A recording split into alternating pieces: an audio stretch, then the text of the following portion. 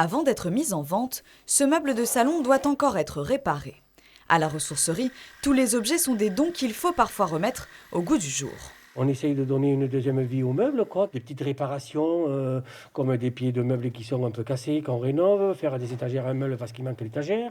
La boutique est fermée, mais dans l'atelier, tout le monde s'active. Il faut continuer à trier les objets, les nettoyer, les peser.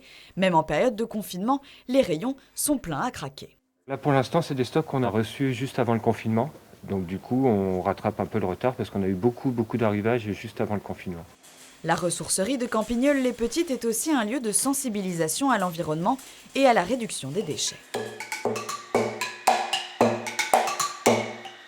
Avec des détritus, cette musicienne a imaginé des percussions qui rejoindront une fanfare.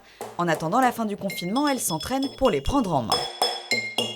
Nous avons déjà fabriqué une douzaine d'instruments à percussion avec des bidons, des bouteilles, vraiment tout ce qui est prélevé ici et ailleurs aussi.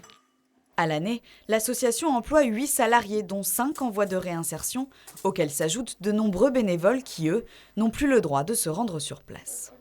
La présence des bénévoles, ça marque la vie dans une association. Donc en période de confinement, au niveau de la ressourcerie, l'équipe salariée va faire ce qu'il y a à faire en termes de travail. Sur l'aspect humain, les bénévoles vont nous manquer et probablement qu'ils vont être impactés de se retrouver seuls chez eux.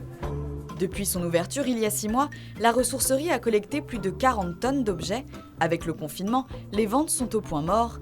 L'association envisage de mettre en place un système de retrait en ligne, mais aussi de livraison pour maintenir son activité.